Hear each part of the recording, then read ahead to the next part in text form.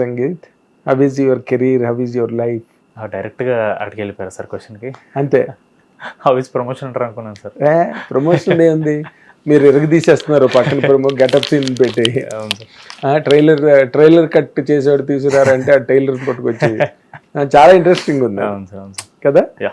You concentrated more on promotions than film అంటున్నారు sir, లేదా then అదర్సా sir? అంటే then others, than film ఎలాగవుతుంది? అదే doubt వచ్చింది సార్. బాలీవుడ్ లాగా లేదు సార్, డెఫినెట్లీ. అంటే ఎంత ఎఫర్ట్ పెడితే అంత రిజల్ట్ ఉంటుందని చిన్న లాజిక్ సార్, అంతే.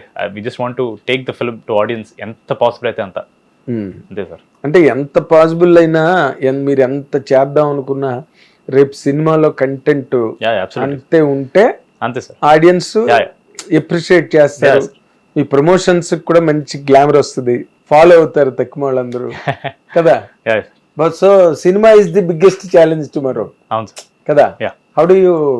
లేదు సార్, వీఆర్ కాన్ఫిడెంట్ సార్. మంచి సినిమా తీసాం సార్, ఆ కాన్ఫిడెన్స్ ఉంది సార్. ఈ ప్రమోషన్ ఇదంతా ప్రమోషన్ టెన్షన్ ఎక్కువ, ఎందుకంటే మంచి సినిమా అన్నది టెంప్లెట్. అవును సార్, ఎందుకంటే అనేది అన్నాయి ఈ ప్రమోషన్స్ అన్ని. యా సార్, మంచి సినిమా తీసాను సార్. ప్రమోషన్స్ ఇవన్నీ ఎందుకంటే ఎంతవరకు ఆడియన్స్ని థియేటర్ తీసుకురాగలను సార్. మీరు చెప్పారు కదా సార్, వాళ్ళు వన్స్ వచ్చిన తర్వాత కాంటెంట్ ఇస్ కింగ్ అని, బట్ అక్కడ వరకు తీసుకురావడం కూడా మా duty sir. We have to attract them, we have to show them that సినిమాలో ఉండే ఫన్, మా promotion fund will be there. మీకు థియేటర్లో కూడా అదే ఉంటుంది. అక్కడికి వచ్చాక మీరు అన్నట్టు హిట్ వాళ్ళు చేయాల్సిన పని సార్, బట్ అక్కడ వరకు తీసుకురావడం మాత్రం మా డ్యూటీ సార్. సో ఆ ప్రమోషన్స్ అన్ని దానికోసం సార్. ప్రమోషన్స్ బట్టి సినిమాని జడ్జ్ చేయాలని కాదు sir, but to show them that we're putting effort. మిమ్మల్ని తీసుకురావడానికి ఇంకా ఎక్స్ట్రా చేస్తున్నాం మేము. So it be great if you can take a chance on us. అదే ఇంట్రెస్ట్ క్రియేట్ చేయడానికి చాలా కష్టపడుతున్నారు అని ఫీల్ తేయడం కోసం. అంతే సార్. అంటే సంగీత్ శోభన్ సినిమా అంటే పరిగెత్తి వచ్చేంత ఇంకా నీకు రాలేదని నేను నమ్ముతున్నావా? నేనా సార్? లేదు సార్, నా పేరు బట్టి రారు సార్. నన్ను ఇప్పటివరకు నా కాంటెంట్ చూసి ఓకే సంగీత అయితే ఏదో మంచి కొంచెం ఇంట్రెస్టింగ్ ఉంటుంది అనే ఒక ఐడియా మేబీ ఎక్కడైనా క్రియేట్ చేసి ఉండొచ్చు సార్. బట్ జస్ట్ నా పేరు చేసేవా లేదా? I believe little bit I have sir. I have cricket చిన్న ఉంది sir, but just with my confident గా చెప్పడానికి మొహమాట పడుతున్నావు. బికాజ్ నాకు తెలియదు sir. I don't know if but I have little అంటున్నావు అంటే సార్ చేసుంటే బాగుండదు అని చిన్న ఫీలింగ్ ఉంటుంది sir. But I can never know for sure. అది ఇప్పుడు ఈ సినిమా బట్టి every film it keeps changing sir. ప్రతి ఫ్రైడే ఒకేలా ఉండదు కాబట్టి ఈ సినిమాకి చూపించచ్చు, నెక్స్ట్ సినిమాకి. ఫ్రైడే నీదే కదా? నా ఫ్రైడే నాదే సార్. ప్రతి ఫ్రైడే నీది కాదు, ఈ ఫ్రైడే ఎవరిది కాదు, ఎవరిది కదా, నీదే కదా. అవును. సో ఇక్కడ నీ ఫ్రైడే నాడు నిన్ను అభిమానించే వాళ్ళకి, లేకపోతే ట్రేడ్ లో ఈ సినిమా మీద హైయెస్ట్ ఎక్స్పెక్టేషన్స్ ఉన్నాయి ఈ రోజున కదా, వాళ్ళని ఎట్లా అడ్రస్ చేస్తావు?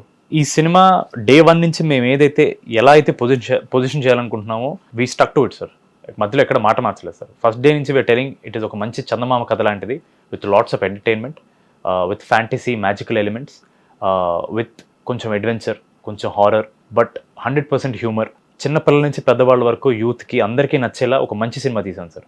బయటకు వచ్చేటప్పుడు అరే నేను కొన్న టికెట్ వర్త్ ఎంటర్టైన్మెంట్ వీళ్ళు ఇచ్చారా అనే ఫీలింగ్ ఒకటి క్రియేట్ చేస్తాను మాత్రం డే 1 నుంచి మాకు ఉంది సార్. డే 1 నుంచి వి స్టక్ టు ఇట్.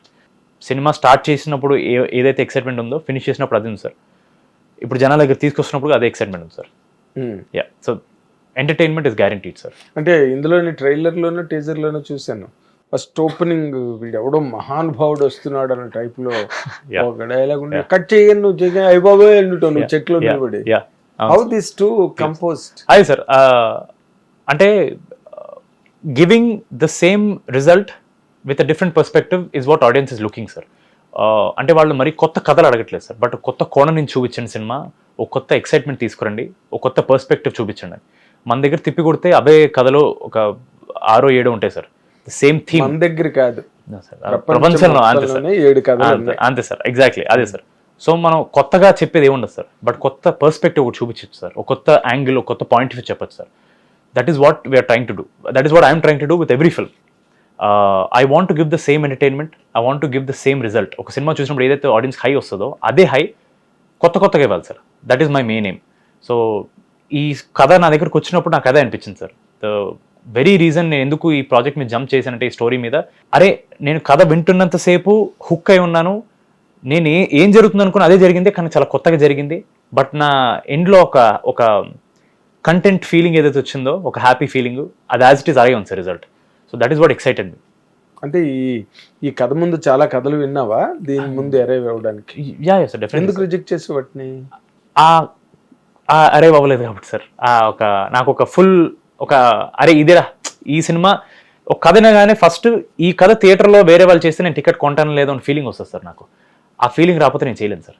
ఓహో, యాజ్ అన్ ఆడియన్స్ కొత్తగా ఉంది స్టేట్మెంట్. అదే సార్, అంటే ఇప్పుడు మీరు నాకు కథ చెప్పారు సార్, మీరు కథ చెప్పగానే యాజ్ అన్ ఆడియన్స్ నేను ఈ సినిమాకి టికెట్ కొన్నా, that is the deciding factor for me sir.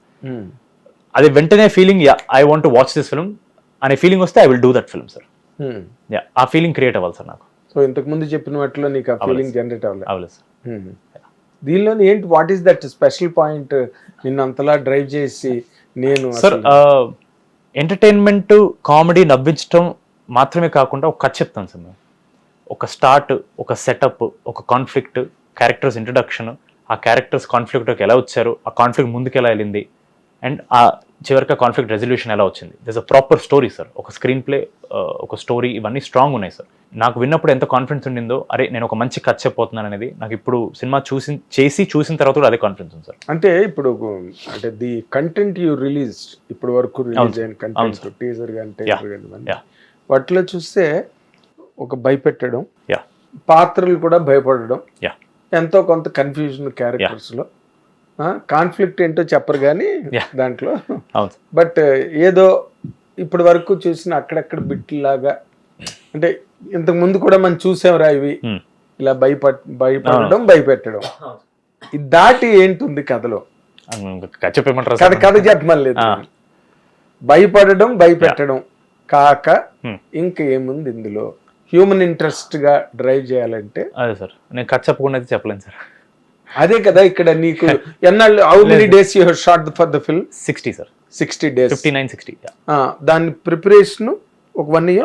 No sir, ఒక 2 months, 3 months. కథ విన్న తర్వాత నువ్వు సెట్కి వెళ్ళడానికి 3 months సార్. 3 months అంటే అవి 3 months, 2 months. 2 months post production, rest of the time. టోటల్గా ఒక 6 months అనుకో.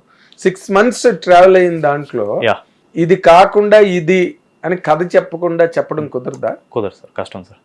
ఫ్యాంటసీ సినిమా కదా సార్. ఇప్పుడు ఇది out and out only comedy cinema అనుకుంటే నేను కథ చెప్పిన ప్రాబ్లం లేదు సార్. ఎందుకంటే నేను కామెడీని ఎక్కువ హైలైట్ చేస్తాను సార్. సో మీకు కథతో కంటే కామెడీ వర్కౌట్ ఉందో లేదని ఎక్కువ చూస్తారు సార్ మీరు. That is how I will be positioning the film if I say it is only comedy film. But ఇది ఒక ఫ్యాంటసీ సినిమా అన్నప్పుడు ఫ్యాంటసీ ఎలిమెంట్స్ ఏదైతే మ్యాజికల్ ఎలిమెంట్స్ ఉంటాయో, ఇప్పుడు మా ట్రైలర్ చెప్పినట్టు ఒక రాక్షసుడు ఉన్నాడు, ఆ కోటలో ఉన్నాడు, వాడికి ఒక బలి వెళ్ళబోతుంది. సో అది we revealed in the trailer sir. But ఆ కాంటెక్స్ట్ ఏంటి, వాడు ఎవడు, ఆ రాక్షసుడు ఎవడు, అసలు అక్కడ ఎందుకున్నాడు, ఈ కాలంలో బలి ఇవ్వడం ఏంటి, ఇది the story set in 2025 sir. So 2025లో బలి అనే కాన్సెప్ట్, 2025లో ఒక రాక్షసుడు ఉన్నాయంటే ఎప్పుడో అంతరించిపోయిన రాక్షసులు ఇంకా ఉండవేంటి, ఇలాంటివన్నిటికీ ఆన్సర్స్ ఒక ఆరిజిన్ స్టోరీ సార్. డైరెక్టర్ రాసుకున్న ఆరిజిన్ స్టోరీ. ఆ ఆరిజిన్ స్టోరీని నేను చెప్పకుండా ఇంకా వేరే ఏమన్నా ఉంది అని చెప్పాలంటే I can only say it's a fantasy film. ఇప్పుడు మీరు చూసిన ప్రమోషన్స్ కూడా we're only promoting fun in the film. ఎందుకంటే నేను ఫ్యాంటసీ థీమ్ గా పెట్టుకుని ఇన్ఫర్మేషన్ ఇవ్వకుండా నేను ప్రమోషన్ చేయలేను సార్. అంత క్రియేటివిటీ మాలో అయితే లేదు సార్. అందుకే why we're pushing more fun is because మేము ఎంత ఖర్చు చెప్పినా సరే at the end of the film వాళ్ళు గుర్తుపెట్టుకునేవి సర్టన్ మూమెంట్స్ సార్. వాళ్ళకి హై వచ్చిన మూమెంట్స్. ఆ హై అనేది మనకి కామెడీ వల్ల రావచ్చు, ఒక ఎమోషన్ వల్ల రావచ్చు, ఒక సాంగ్ వల్ల రావచ్చు, ఏదైనా రావచ్చు సార్. ఆ కథ మేము చెప్పలేం కాబట్టే ఇంత ప్రమోట్ చేస్తున్నాం సార్. ఫన్ ఉంటుంది because fun is guaranteed sir. మేము చెప్పే కథలు కూడా ఎక్కడ మీకు స్టేక్స్ పడిపోకుండా మీకు కామెడీ రన్ అవుతుంటుంది sir. It is very organic. Out of the way కథని దాటి కథని పరిగణలోకి తీసుకోకుండా బయటికి వెళ్ళిపోయి కామెడీ చేసే సీన్లు ఉండవు సార్. మీకు ఎక్కడ సార్ ఫ్లోలోనే ఉంటాయి.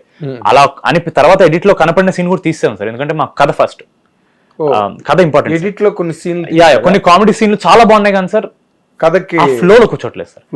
అంటే క్లియర్లీ నవ్వించడానికి చేస్తున్నారని తెలిసిపోతుంది సార్. అది వీ డెంట్ వాంట్ సార్. అంటే I want to break that sir.